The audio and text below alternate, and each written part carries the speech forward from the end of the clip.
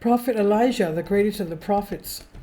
Today is his feast day, annually July 20th. And let's remember he was one of the great prophets that King Ahab and Jezebel wanted to get rid of. But he was saved by the Lord, who told him that he has kept 7,000 like him away from danger. Prophet Elijah of the Old Testament. And he appeared with Moses at the transfiguration of Jesus Christ at Mount Tabor.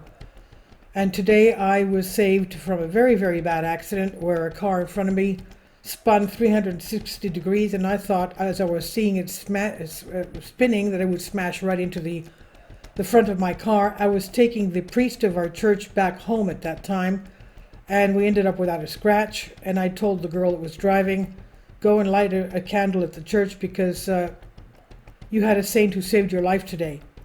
But anyway, today is the Prophet Elijah's name day.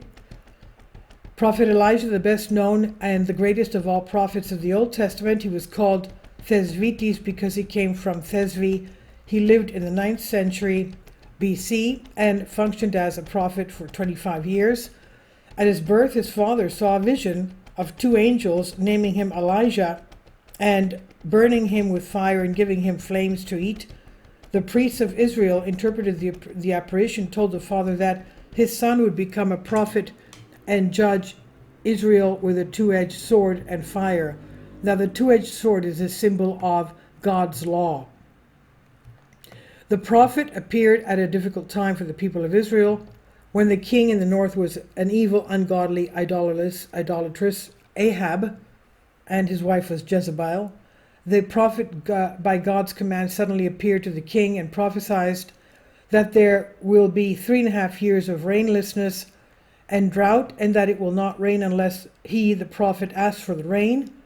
Fearing the wrath of the pagan king, the prophet Elijah takes refuge at God's suggestion in a cave near Horeth River, near east of the Jordan River.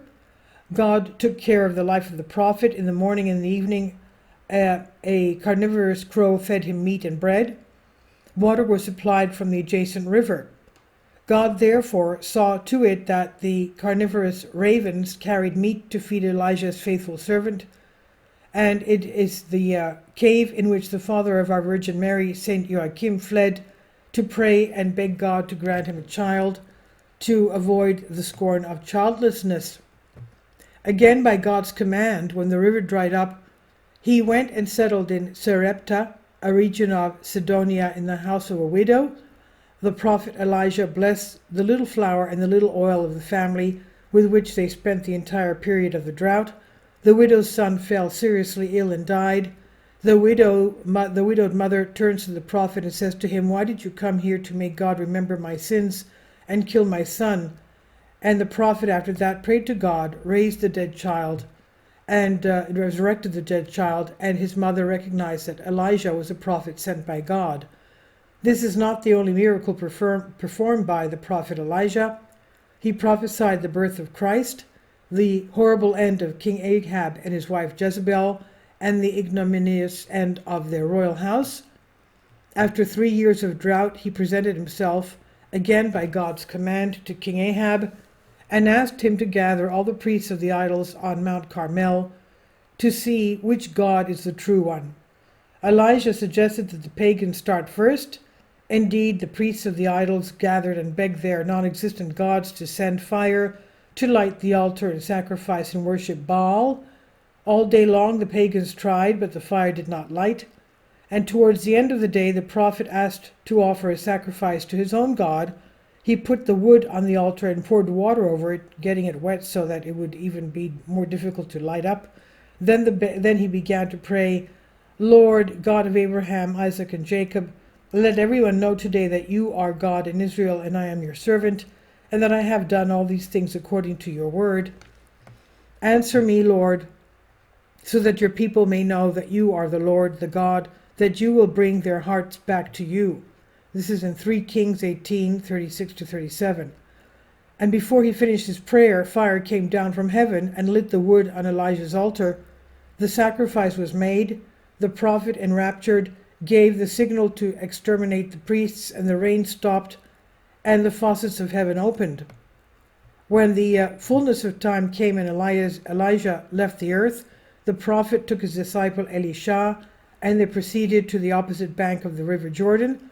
In order for them to cross the river, Elijah, as another Moses, struck the waters with his apple tree rod, staff, and they split into two pieces, and the prophet and his disciple passed through.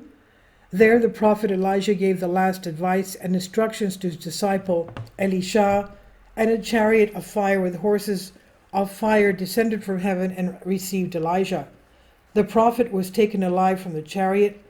By God's command, he appointed his disciple Elisha as his successor, throwing his apple tree from the rod of the apple tree from the chariot.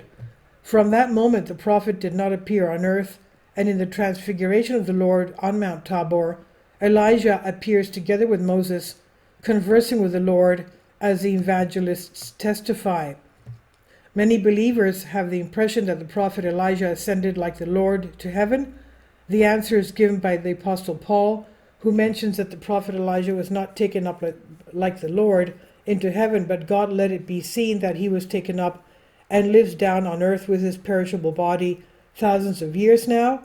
The same position is expressed by the fathers of our church, such as Athanasius the Great and St. Gregory Palamas, interpreting it as in the text, "And it happened to those who were walking, traveling, and speaking, Elijah and Elisha, and behold, a chariot of fire and horses of fire, and it passed through the middle of both the sun and was taken up in an earthquake."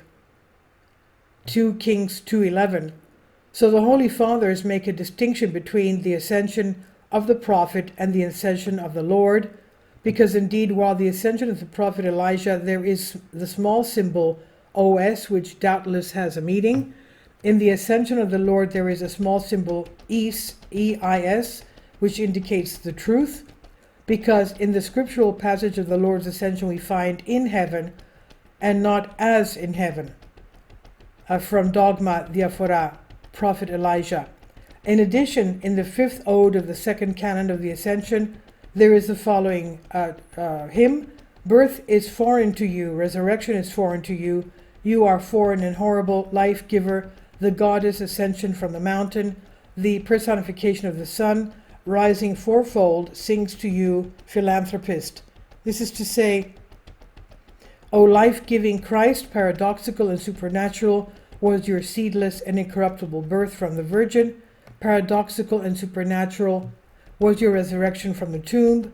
Paradoxical and terrifying was your ascension from the Mount of Olives.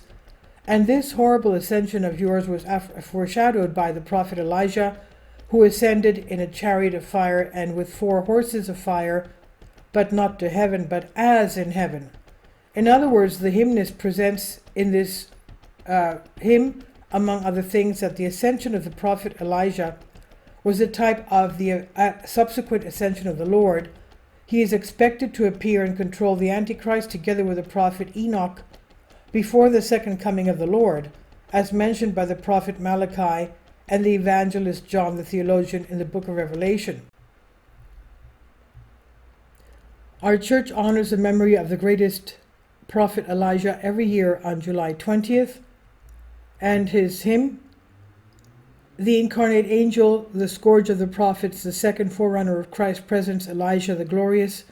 You sent grace to Elisha from above. He expels diseases and cleanses lepers, for even those who honor him receive healing. The prophet and forerunner of God's great works, Elijah the Great, the one who raised the watery clouds in your arms, interceded for us to the only philanthropist." And this I've translated for you from a Greek article. Please leave your comments, and thank you for your support. Please support my Patreon account. The daily posts are 5 videos daily, and they are totally different from what I have on my YouTube channel. Thank you so much for your support, and that you find all my content so interesting. You'll find the Patreon account details in the description box below.